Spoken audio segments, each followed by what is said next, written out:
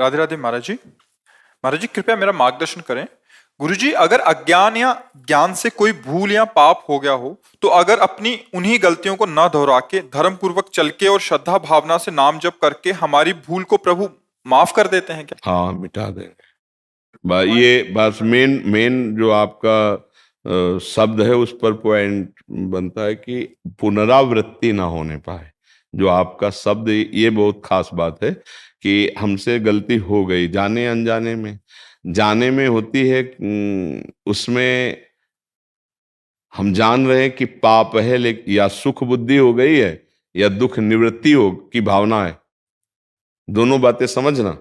हमसे कोई पाप बनता है या तो बहुत सुख बुद्धि होती है तो पाप है पर सुख भोगने को मिलेगा, और एक दुख निवृत्ति होती है कि पाप है पर इसको हटाना पड़ेगा, इसको मिटाना पड़ेगा। इस ऐसा करना पाप है, लेकिन दुख निवृत्ति के लिए या सुख पूर्ति के लिए, दो भावों से पाप होते हैं।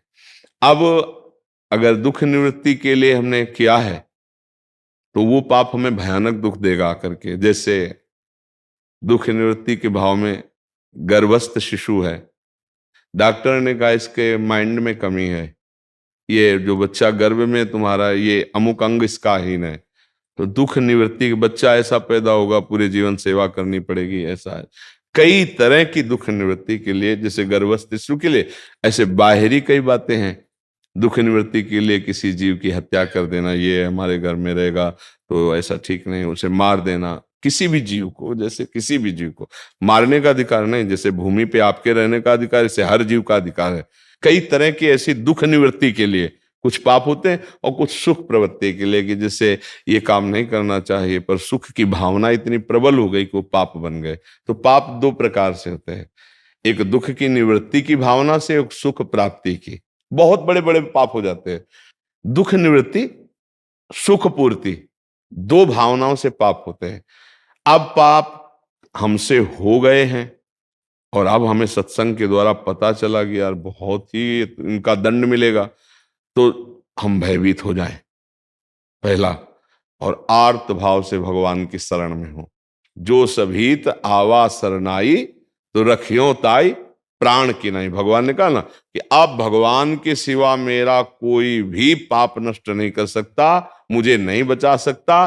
तो अपिचेत्सु दुराचारो भजते माम अनन्य भाग साधुरिव समंतव्या सम्यक व्यवसिता। ऐसा भगवान कहते पहले बहुत दुराचारी सांगोपांग पाप करने वाला रहा है, लेकिन अब उसको पता चल गया कि एक भगवान के सिवा मुझे कोई क्षमा नहीं कर सकता, और मेरी शरण में आ गया तो फिर मैं उसे साधु बना देता हूं। अहम तो हम सर्व पापेभ्यो मोक्षयिष्यामि मा शुचा। आप चिंता की बात फिर नहीं रहेगी। एक शब्द जो हमने कहा, मेन पॉइंट बहुत महत्वपूर्ण आपके मुख से निकला कि पुनरावृत्ति उसकी नहीं होनी चाहिए।